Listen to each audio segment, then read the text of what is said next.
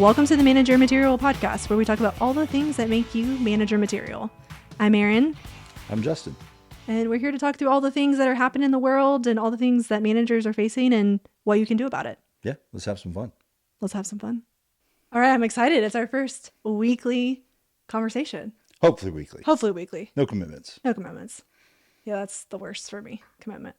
We're talking about what's in the news and what my clients are talking about, your clients are talking about, what we're hearing on social media, kind of the prevalent things and all things manager material. All things manager material that make people manager material. Correct. Yeah, you started something interesting this morning talking about this theme that technology is dying.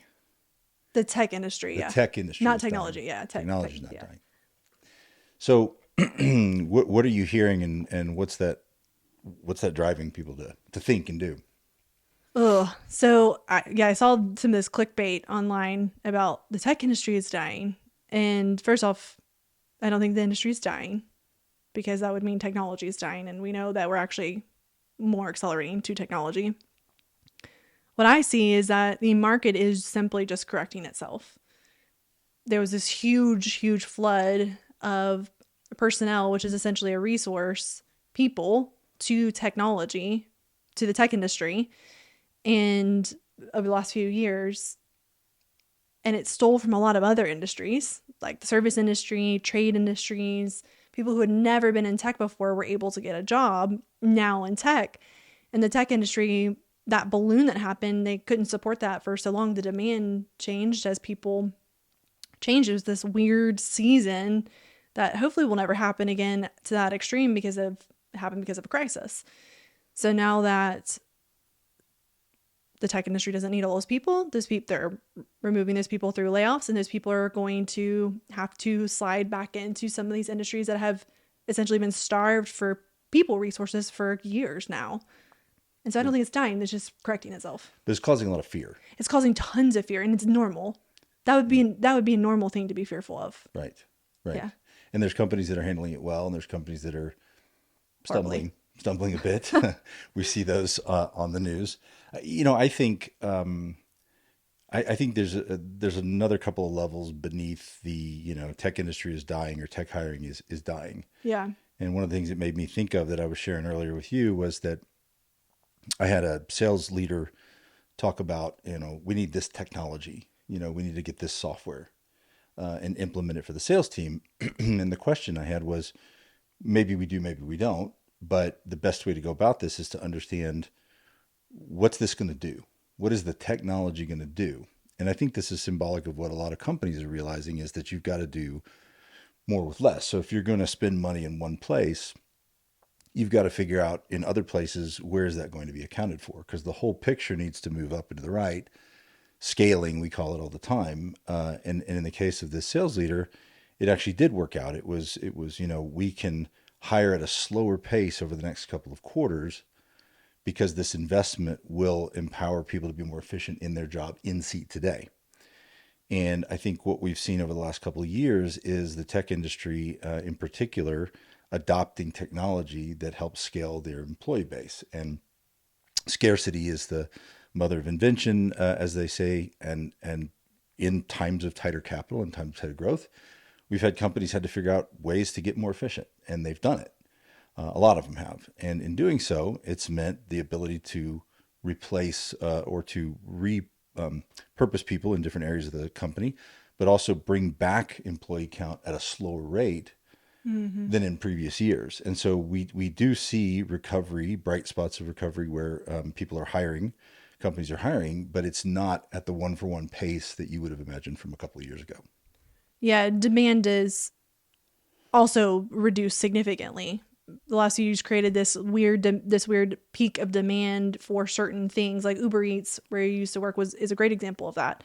Uber Eats saw this huge spike. Private aviation saw this as well, huge spikes, abnormal to what their prediction was because people were getting delivery, people were wanting to fly private instead of commercial, all for safety reasons, and those companies hired to support that demand, but that demand was going to naturally have to come back down to some degree because people feel safer to fly commercial again, and people are out to eat at restaurants again. I think the thing that scares people, and what managers might be seeing though in some of this do more with less, is not necessarily how do we be more efficient. It's sometimes companies can make the mistake of let's just cram more onto people's plate. Yeah. So still achieve a goal with half of the resources to do it. And so one of the answers, like you're talking about, might actually, how do we get more efficient with less people? It'll stretch you as a manager to think outside of the box and say, how is this possible? Is there a different way to do it? But then you might hit some friction points where it's like, no, this is physically not possible, and we're going to see overextended scopes, and that's a recipe for disaster. Well, then it becomes a conversation of prioritization. Yeah. And this is where, the less sophisticated companies tend to fall, right? It's like, which is more important? And there's, the balance of short term versus long term. There's a balance of internally focused development on people versus long term growth of your customer base. And how do you do it all? And I think we see companies falter quite a bit in that area. Like, how do we effectively prioritize? Because at some point, somebody's got to make a decision. Yes to this, not to that. What would you say to managers who are facing this situation of the overextended scope and that the expectations need to shift? These maybe even newer managers or frontline managers who feel like they don't have a say in the strategy and are getting kind of this top down thing of like, this is what you have to do. Here's your goal. And they're sitting there going, I don't have the right resources, or there isn't a path to efficiency. How do they go back and advocate for that and say, hey, the expectations need to be reset? Yeah, I think you teach a lot about accountability and metrics and setting expectations. And I think the tighter you understand your controllable inputs and the outputs that they produce, and the more you have data around the impact you're having on the company, the better you can communicate that connection between resources and scope and what you do. So for example, if somebody's got 10 sales heads, I come from the sales background, so this is the easier example for me. If somebody's got 10 sales heads and they can do 10 deals a week, well, you can produce 100 deals a week. But if all of a sudden they cut that down to 8 heads or 7 heads and expect 100 deals a week, it's pretty easy to break that down into how many phone calls can they make, how many emails can they do, what's the average sales cycle, what's their talk time, how's the conversations. You can't magically make some of that disappear or appear in different proportions. You have pretty strong data to say, sure, if you want to take that 10 heads down to 8, I can now give you 80 deals. Now, we all have to get better over time. No matter what our role is. I think, technology makes us better. Investing in ourselves makes us better. Learning from others and mentors makes us better. And we can find little shortcuts here and there. I think we have to be careful of expecting dramatic improvements. But this isn't to say that 8 can't grow to 100 over time through the implementation of technology or different tools. It's just not going to happen overnight just because somebody says so. And I think that's what we see sometimes when, I say scarcity and invention. It's, all of a sudden you go from 100 down to 8. Now, they may give you some allowance and your goals aren't there, but there's that pressure to get back to that level of output. And so that's where great managers go figure out, invent, simplify, figure out what they can do to drive that productivity. Big part of productivity overall is engagement, of course, right? Engagement can affect everything from people showing up for work to unplanned PTO days to all the rest. And, if you can solve for engagement, if you can begin training yourself as a manager to be more in tune with your team, to set better goals, to have better communication, there's this huge pocket of productivity, there for you as a manager, right? Yeah. And if you're hearing this and going, engagement, how do I even begin that? Because that is a great place to focus on if you're having to do more with less, essentially, is the manager material kind of diagnosis assessment that we have on managermaterial.com. Those are the core key principles. Go back to the fundamentals, and you may not know what those are, but that will tell you exactly what the fundamentals are, where you might be missing today, or where you can maximize and even take it a step further if you're already doing a good job with it. But go back to the core of what makes the most sense as a manager, and that assessment will tell you that. You're talking about sales, the 8 heads, and the 100 deals. I have a client who is an internal operations lead of a team. Her team does internal operations, and so it's not as clear cut as sales. So for those of you that, or for those people that have a team that's more like that, it's not so clear cut. What we did with her team is we started simply by scoping out the positions, because it was kind of, she calls it like a kitchen sink positions where everything's kind of been thrown into her team, really creating clear ideas and boundaries of what role does what. And then we started tracking, okay, how many hours does it take for each of those things? And this is a partnership with her team. This was a multi-week exercise.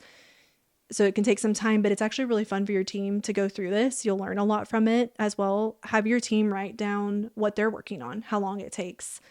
And it's a scope awareness exercise. And then also from there, once you've got that, track what's planned and unplanned.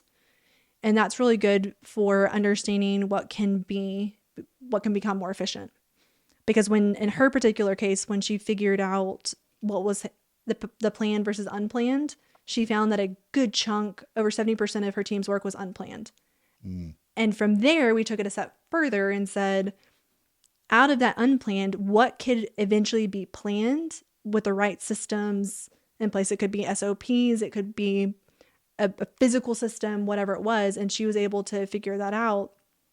And in doing so, we were preparing her for something that was to eventually come that would make her shift the dynamic in her org chart. And she was ready for it because she could quickly go back and go, actually, I can adjust this through an acquisition and figuring out what resources they needed to kind of wrap it all underneath one place. She was prepared because she knew it all. But had she not done that, she wouldn't have been prepared to say, here's how I can integrate everything. And so if you're in that more of that operational environment, start with that scope exercise. What are people doing? How long does it take? Is it planned versus unplanned? And of the unplanned, what could you eventually make planned and make more efficient? Because the unplanned makes your day so much more scattered. It takes way more time than the planned stuff. And that's just a great example of what we talk about. Like, make sure there's a tight connection between what you're doing and the way you're measuring it and the data you collect and how you measure that efficiency over time, because then you can communicate what resources go with what activities. Mm-hmm. So that if there are cuts, you can be very clear. Well, I collect all this data. I've been doing it for years. Yeah. Here's how this works. I think a lot of managers, when they hear data, they think numbers. And sometimes data isn't always tracking the amount of time something happens or deals that close. Sometimes it is in the more nitty-gritty collecting information of what someone's doing and how they're doing it. Yeah, I think it's anything that really grounds the story, because we're humans, we love stories, right? So anything that grounds the stories for the people that are observers. Yeah. And I'm kind of acting a little clinical here, but like your senior managers, your VPs, your C-levels, I mean, they act and they set expectations, they provide resources, and they make decisions. But in the end, they're observing a lot of what you, the manager on the front line, do. And you know, they can form their own opinions. You can share stories. Hey, this is what I'm doing. You can provide truly objective input, number of phone calls, number of emails, type of things, talk time. Or one of the things that, you know, I've found is, you know, recorded customer calls. You know, it's one thing to show up at a meeting and say, you know, our customers don't like this product or they're not reacting well to this new change. It's another thing to show up with 5 recorded calls and play those, you know, play 30-second segments where the customer says, I was fine until this. You know, it's like, it's data, as you say. It's not just numbers. It's not just metrics. It's not just a spreadsheet, but it's something that kind of, you know, takes it out of the personal story and makes it real for the observers. One of the clients that I had in the past who actually worked at TikTok said a phrase that I love and use all the time now is it a dragon or a lizard? Because I want to know what it is. Give me the data to support it, because the absolute thing I don't want is for you to tell me it's a dragon and it's actually a lizard. Yeah. Or vice versa. And so you need to give the evidentiary support to say, is this a big deal? There's a dragon, or it's actually this tiny little lizard and it's really not a big deal and it's a one-off thing that's happening. I love those sayings that illustrate it for people. I had somebody that would frequently say, hey, this is a tempest in a teacup. It sounds like this is showing your age. Yeah. Tempest in a teacup. What does that even mean? like it's a hurricane, not in an ocean, but it's like a huge hurricane in a little teacup. Like it's yes, it's big for the little area Oh, I see. of land it Yeah. takes up, or for the little impact it has. It's big to somebody, but overall, this isn't the number one thing we need to be worrying about Got in the it. business Got today. it. I see. Yeah, I see. I don't think that's an age thing. It's probably not. I mean, let's be honest, I'm terrible with phrases anyway. I mix them up all the time. So, Yeah. So you were saying on engagement, managers, generally are like, what is this? What does this mean? I think there's a lot of misconceptions with engagement. I think people think engagement is like, can they look across the room in their meetings and do they see eyeballs? Or are they seeing people in their computers? mm, That's kind of very surface level it's engagement. like But band aid engagement, exactly, in my it's like, are opinion. people Yeah. paying attention? Do they Mm, respond to things? If you get a bunch of yay, thanks, email responses, it's not really engagement, mm, right? Engagement is really at its core strongest when you can answer two things affirmatively. I know what is expected of me in my role, mm. and I have the tools and resources necessary to do my job. We teach on this. One of the most important pillars related to engagement is alignment. Do people know what's expected of them? Do they have the right goals? And I think that can be complicated in and of itself. And then the second thing is, even if they have them, do they have the resources that they need in order to achieve those goals, right? Yeah. So when it comes to alignment, I think people think of it as like, well, yeah, we see this in surveys all the time. Everybody knows what their goals are. Well, your team may know what you said the goals were at the beginning of the quarter or the beginning of the week, but did you ask them anything during the week or during whatever period that might have taken their focus away from that? I mean, I've been in situations before where the goal is really clear: hit this many deals, hit this much revenue, this many new customers, maintain existing customers. And then somebody would approach and say, hey, how's it going launching that new product? I'm like, yes, I heard that was important and we're thinking about doing that, but all my resources are put on the expectations that were clearly spelled out at the beginning. And it's, the nature of those questions ongoing can make somebody wonder, do I really know what's expected of me? Do I really know am I really aligned? Because, you know, the metrics say this, the goals say this, the quarterly bonus says that. And then I get these random questions throughout. And so one of the things I teach managers is, watch what you're asking about. Is what you're asking about and what you're showing interest in and what you're rewarding on your team, Mm. is it always in alignment with what you set to begin with? And there's going to be mistakes and people are going to slip up and priorities are going to change throughout the quarter. This is not to say they can't, but this is really saying you need to stay on top of it and be crystal clear. And this is where team meetings and alignment meetings come in, right? I mean, that's one of the things that we see all the time. Yeah, I think managers think sometimes if the goals exist, a lot of times I work with managers where not only do they not have those goals set, but their company doesn't either, and that makes it even more confusing. But a lot of times managers will sometimes set it and let it ride. And the most core part of alignment is in that more micro setting. And I love what you said about that what you bring up and reward is actually more indicative to your team about where they should be spending their time. It's so confusing to your team if you say, hey, I need you to go paint 100 hot air balloons. And that's their main goal. That's their number one goal. But every single time you have a one on one with them, you don't bring up hot air balloons at all. And you're bringing up planting flowers. They're going to go, well, wait a second. My manager's asking me about planting flowers every week. I need to be focused on this now and then not the hot air balloons. And then at the end of the performance review period, you're upset because they haven't done hot air balloons. Well, that's a confusing thing for the team. And they're going to follow what you talk about and what you reward and what you correct them on as well. Where you spend your time, where you spend your attention is where your team will as well. Um, and that's not just a backhanded way of getting people to do things. That's like saying, you set the expectations up front, you set the goals, and then you need to spend your time on there or change them, change the Mm-hmm. goals, right? I mean, you've got to reinforce that every time. It's so important. I have a good friend that I mentor a lot, and he comes into work sometimes, and it's like, well, you know. Did you do this? Did you? Well, no. Well, no, because we're all focused on this aspect of it. We're all focused on this channel. I've been focused on these goals. And sometimes when you get, two managers or two people playing manager or senior manager, overstepping teams, it can get really confusing, right? Because your manager may say one thing, but then you start hearing things in other meetings from other managers. You just have to watch out for all of these various risk points for confusing what's the real goal and what are the real expectations.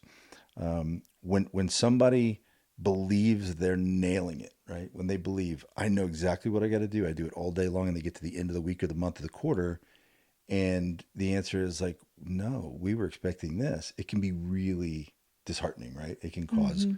what we call disengagement, right? It causes somebody to say, I don't want to do this anymore, or they go home upset or less productive. They can't trust what's been put in front of them the next time. And very similarly, if somebody says, hey, I want you to do these things, and they don't give you any of the resources to do it, and you're constantly saying, well, I don't have this, I don't have pricing information, I don't have the product documentation, I don't have any of the things I need to go to market or any things I need to represent my goals, it can feel very bad right at the end of the day and makes you not want to come to work. By the way, quiet quitting is disengagement. It's just rebranded. It's literally the same thing. Yeah. So everyone who's experienced quiet quitting, that's what we're talking about when we're talking about disengagement, is doing the bare minimum or doing exactly just getting by, or even worse, people will go into active disengagement, which will, they'll see a problem and not speak up, or sometimes will actually cause problems for the company. And I have seen that happen. For managers, one of the things I think is really tricky in terms of lack of clear expectations is in their management duties. Mm. So it is rare for a manager to look and go to the managers that report to them and say, hey, here are my expectations for you as a manager of people. Set aside the day-to-day function of whatever you're doing, marketing or sales or account management, but here's what I'm expecting for you as a manager. I know that you're good about this, Justin. You do really well with this, but a lot of managers don't have that conversation. But when it comes time for performance reviews, they're actually holding those managers accountable to a lot of things. And they may not specifically be saying, did you hold one-on-ones, or did you make sure that the expectations were clear? But those are the inputs that we've been talking about to productivity, to some of these things. So it's one of these, almost like can feel like a gotcha, because they're not saying, hey, I'm expecting you to do this and this is the path to success. They're just managing what the output looks like, which is not necessarily a bad thing. Managing to outputs, that's actually a good thing. But when you're not clear on the inputs to begin with, how are you going to get there? Yeah, you're not teaching your managers how to manage people. It's Yeah. why we exist, right? It's Yeah. because too few senior leaders, too few C levels really put that kind of value on training managers to be managers. They exist for sure, and we've both seen them, but more often than not, the reality is that managers are, hey, you were good at doing this function. We think you should be a good manager. You get promoted to a manager, and you're like, all of a sudden, well, what do I do? The Mm-hmm. functional piece that got you there is a very small piece of it, right? You're now Tiny. responsible for, all these folks, and you're responsible for their productivity. You're responsible for removing roadblocks to their work, and to remove a roadblock, you got to know about a roadblock. To know about a roadblock, you got to have regular one-on-ones. You got to ask the right questions. Nobody wants to come to their manager and complain all the time. So, managers, you got to ask the right questions. I mean, there's a science to this, right? It's something that we've broken down into 12 pillars, right? You've got to do these things well in order to Mm-hmm. be a super effective manager. And when you do, it's really magical. It really is. So if your manager has not had that conversation with you, where manager material will fill that in for you Yes, for yes, sure. yes. Yes, So plug for managermaterial.com for sure. one of the other things that's in the news right now that go alongs with kind of the tech industry is dying, and the job market is softening for people looking for jobs, and definitely in the favor of companies, which is true. We see that right now. That's a swing that is correcting, again, market correcting itself. The market has been in the favor of the job seekers for a while. This is similar to the real estate market. It ebbs and flows between the seller and the buyer. Same thing's happening here. But one of the things we see happening in the market right now is companies are course correcting compensation ballooning.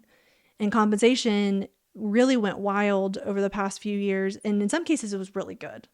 In some cases, a lot of that ballooning actually was needed to catch people up to where they needed to be in market. But I can tell you in some cases I have seen where the comp got way overextended beyond really what the role was. And so companies are now starting to take this opportunity to adjust. But I saw a video where a girl was talking about a job posting in New York City for a director role, and it was listed for 75,000 to 90,000. And pre-COVID time, that's pretty low in New York City for this particular type of director role. It's a role I've hired before many times, and that is on the lower end. And so she, of course, was right in saying this is unfair. How can someone live on this? But what I believe will happen is someone's going to take that position. If everyone just didn't take the position, they would have to adjust the comp. They would go back to the drawing board. But with the market being tight and people having bills to pay, someone's going to take that job.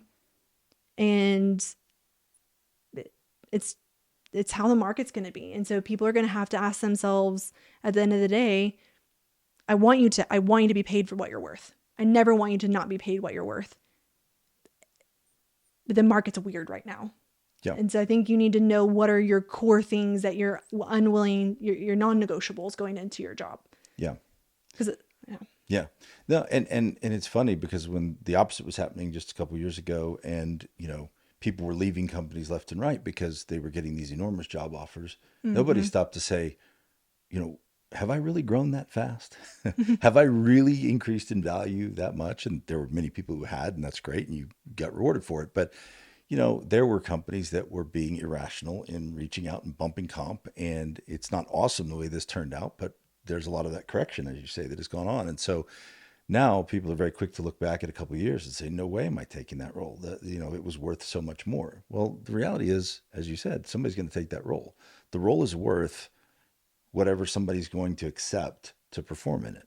A house is going to sell for whatever the market will bear. And that's just the supply and demand economics. So it's tough. It's tough. And we may see areas and industries where the comp is a little depressed even compared to where it should level out. So what would you say to a manager who might be thinking, look, I got to pay the bills. I got to take it. It's less than it was a few years ago, but it's something now. And they're worried that in a year from now, it's going to be that much harder inside a company to get the right raise to get that correction. Because we always see people tell us, it's so much easier for me to make more money by taking a position outside of the company I'm in. So what should people do in that situation? I would say that if you're in a management position, and especially if there are usually different pieces of the offer. So there's base, usually some type of on target earnings, some type of bonus, or where you have to earn it. And sometimes there's even equity involved. And I would say in this market, I would push for a heavier cash base than giving up some of that upside. There in the past, I would have said, yeah, I think it's fine to go with a lower base because there's probably a much better chance that equity would turn into something or that bonus would turn into something. I think now having some more stable cash in your base would be a better option. And also, when you're taking a position, something you can negotiate that doesn't involve really dollars at all is that bonus. So if you're on an annual bonus, read the fine print, because if you've been there, let's say January through November 1st, and that gets paid in January and they let you go December 31st, you may get $0 of that. And so negotiating a prorated bonus might be a good thing. Look at the fine print there, because that's something that you can absolutely negotiate, and companies can give on it without, bumping comp up. Those are some kind of sneaky ways to look at it. Yeah, that's unfortunately shady, but it happens with All the time. these companies that put more and more into the bonus or into this equity and make big claims and get you on a lower cash comp. And then as the market corrects, because they're facing the same uncertainty that the employees and the candidates are, right? They don't know where the market's going to go. And so they're doing things like, pushing value out of the cash comp portion in order to give themselves the buffer towards the end of the year if they need to right size. So it's good advice to be vigilant of that.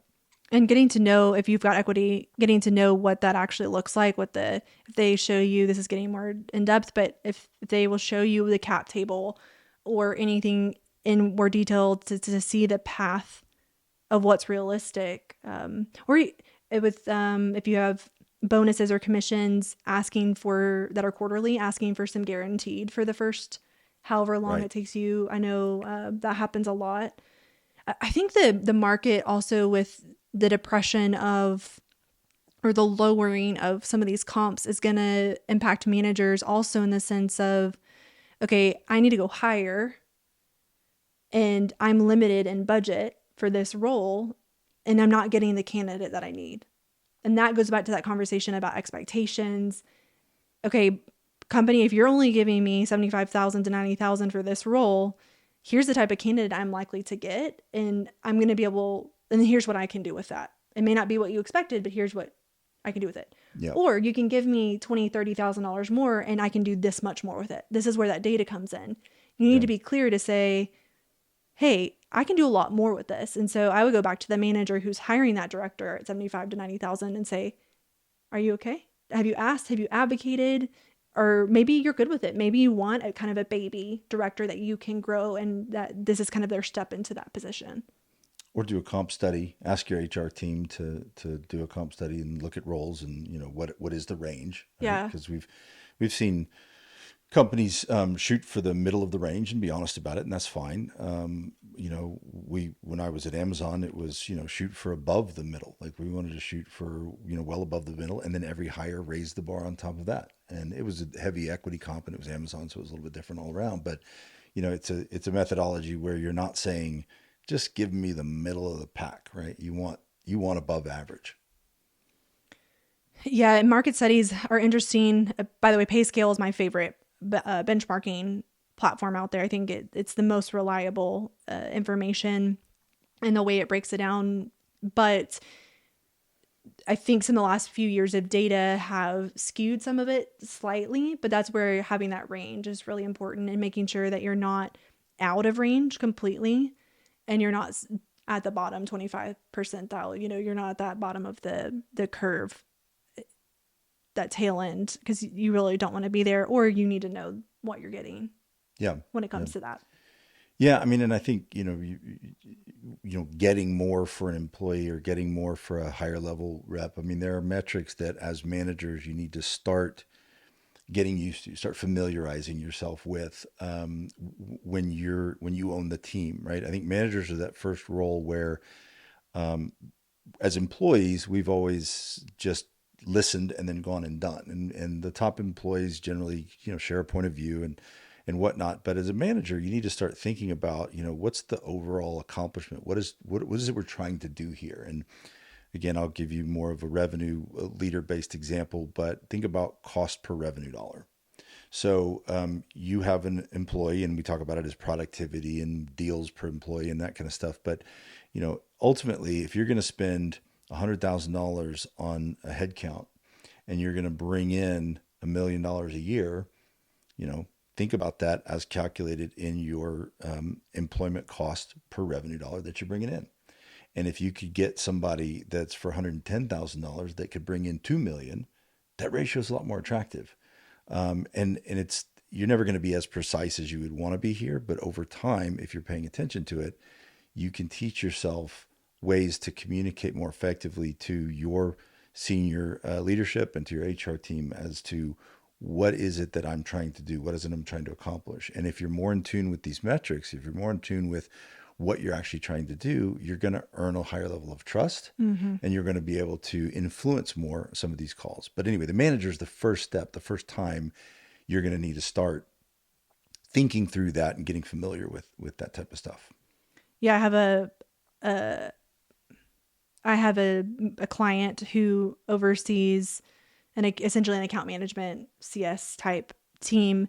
And one of the things we've been talking about is her understanding the financials of this particular part of the organization because cost allocation is big.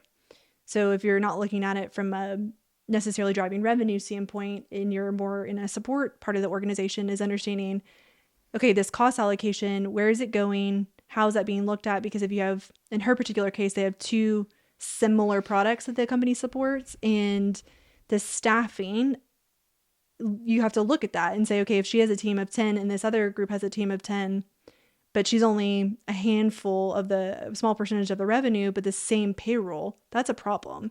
Yep. That cost allocation percentage is way off. And so if I'm looking at where we need to save money in an organization, I'm going to go to the higher expense, the higher resource expense, but lower percentage of growth of revenue, unless it's a growth arm of the business. Right, right. And you need to be aware of the phase of your business. So there's a caveat there. I mean, I've been in startups where there are benchmarks that you want to think about. So in a CS or an account management role, you're managing X dollars of revenue. So if you're managing $5 million revenue, you might think about on a steady state business, the business is growing certainly as most are, but it's kind of like at a steady pace, right? And so you might say, okay, if we invest 10% of the revenue that we manage of the 5 million in headcount, that's a pretty good benchmark. Now, you might see 15, 20, 25, even 30% in the early years as you're investing ahead of the curve, you're investing ahead of the growth, especially in organizations where the customer success or account management are responsible for upselling, right? And adding revenue over time. If your revenue profile of the company is to bring a customer in at X and grow them to Y through adoption of other products and services over time, then, you might be at a different percentage carrying of your revenue over the early years of the company.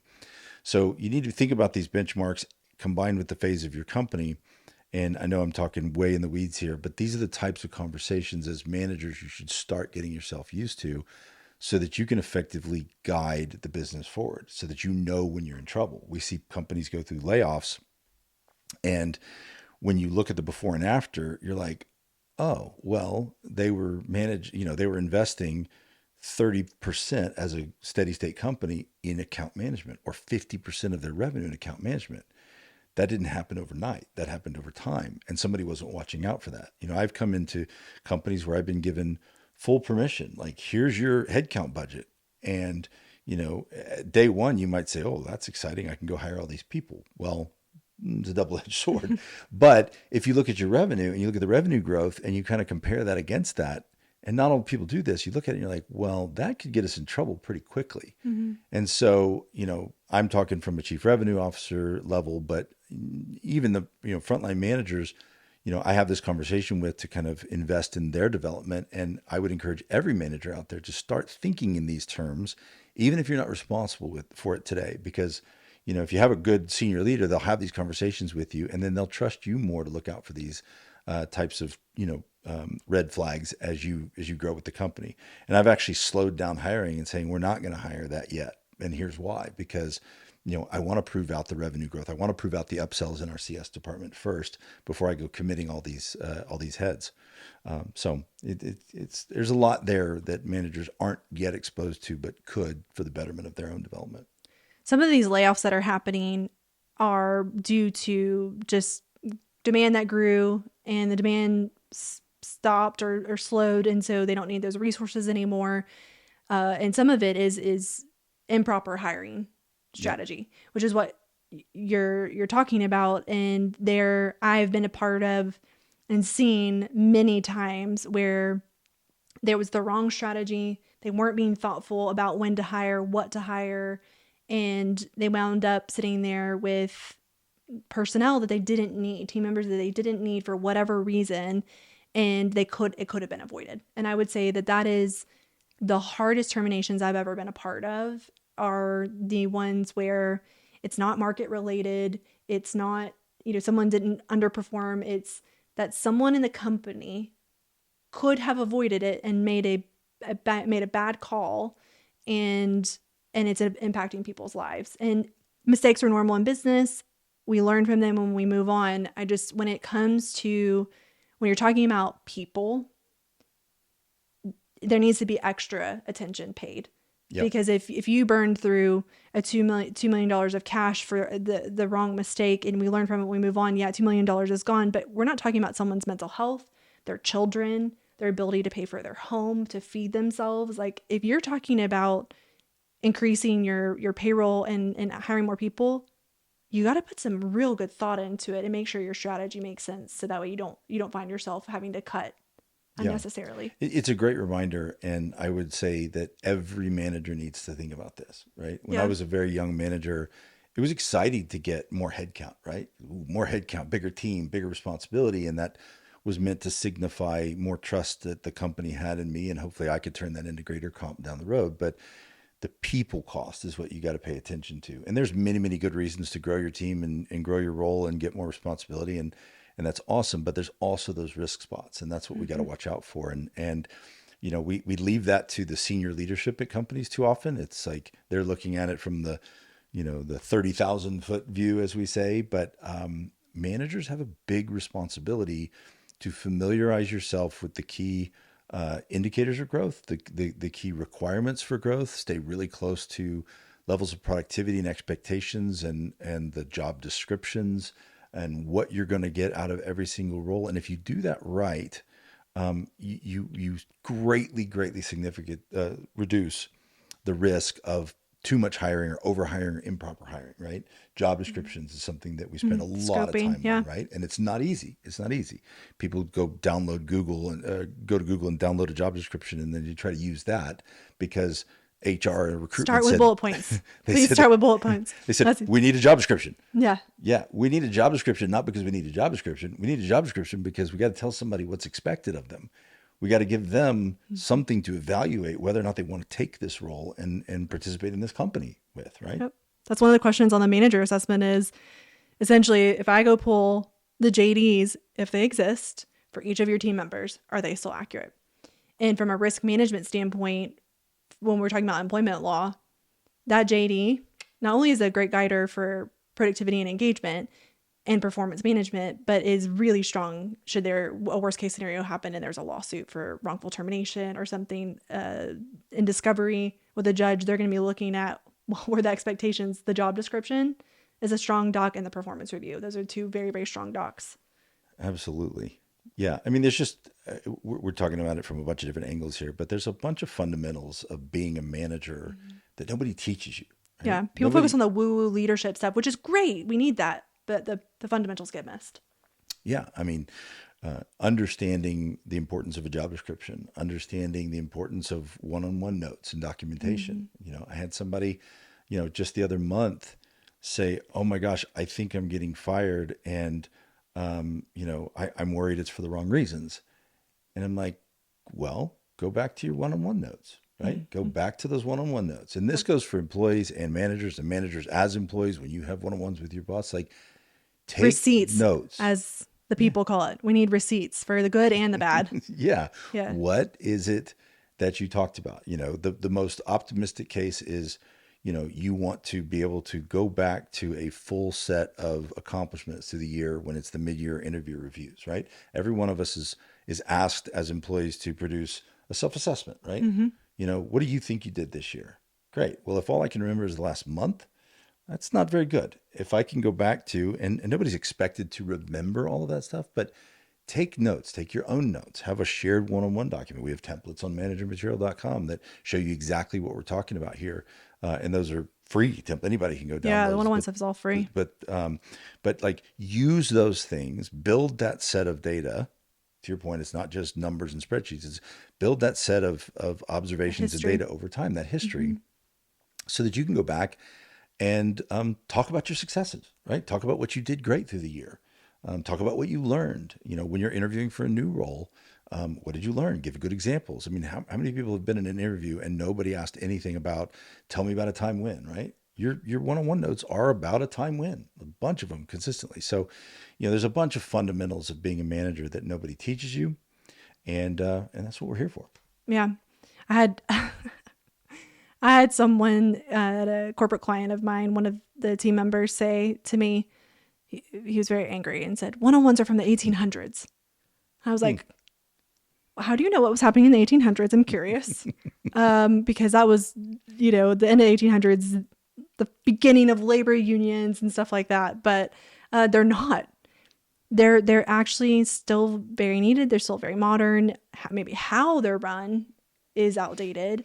But they can be such a fun, easy way. And a lot of people are so excited when their managers cancel their one-on-ones. And when that happens, I'm like, your manager's not doing your one-on-one properly.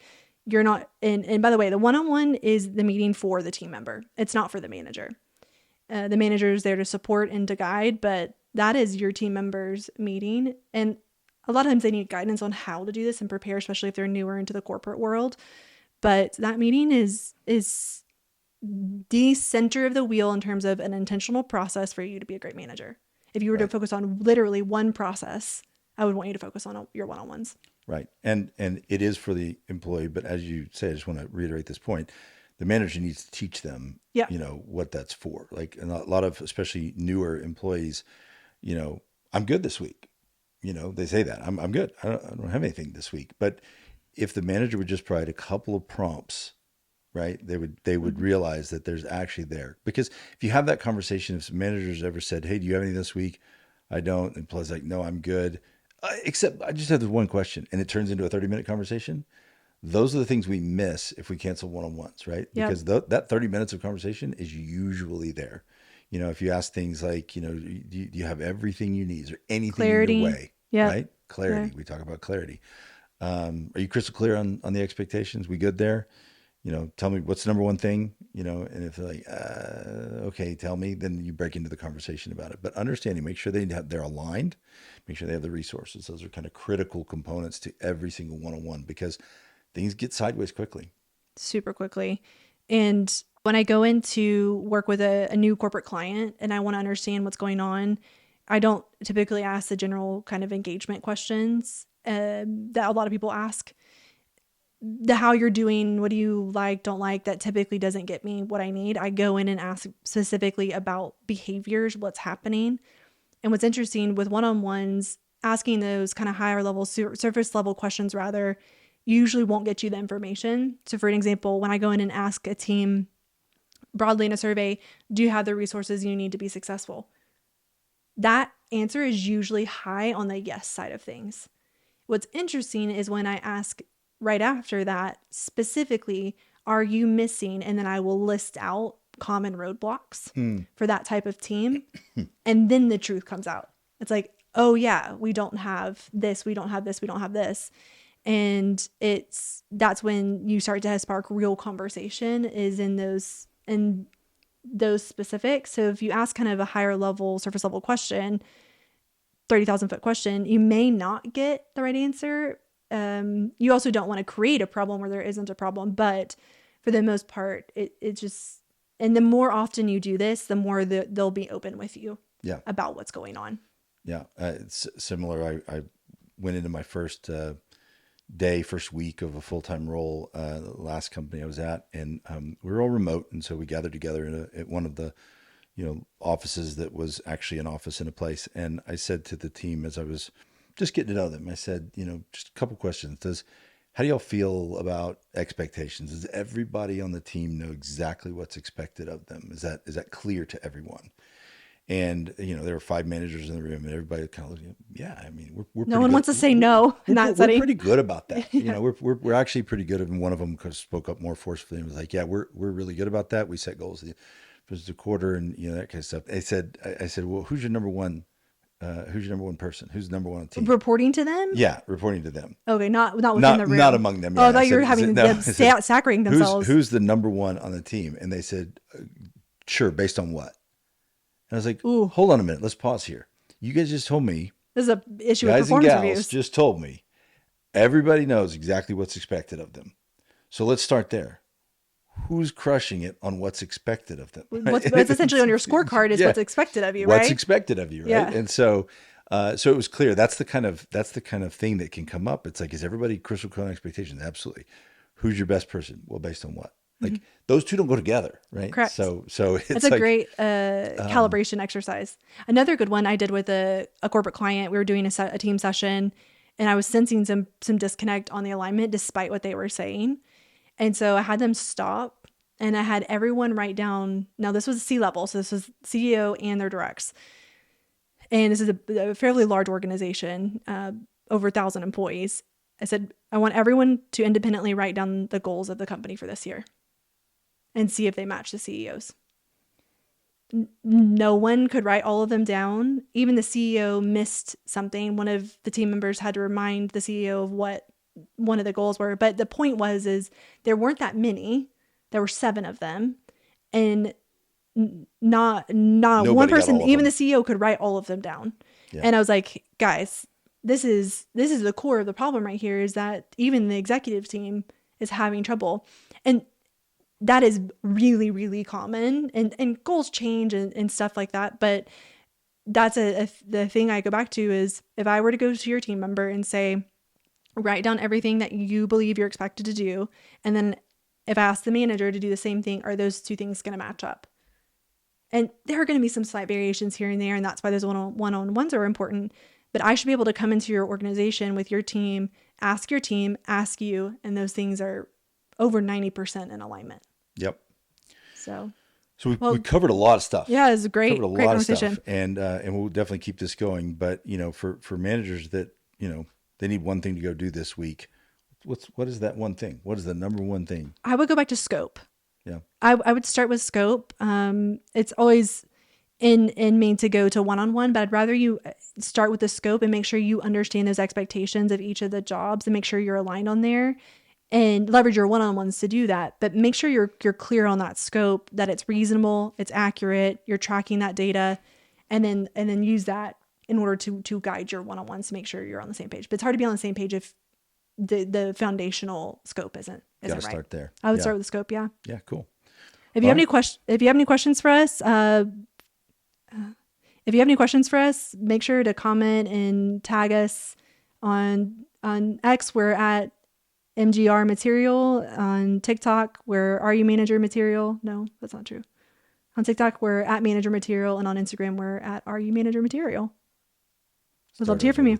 Start over with the if you've got questions. Let's do that whole section again, because I don't know where You don't know where to cut and stuff. Yeah. If you have questions for us, we'd love to hear from you. On Twitter, we're at MGR Material. On Instagram, we're at RU Manager Material, and on TikTok, we are at Manager Material. We'd love to hear from you.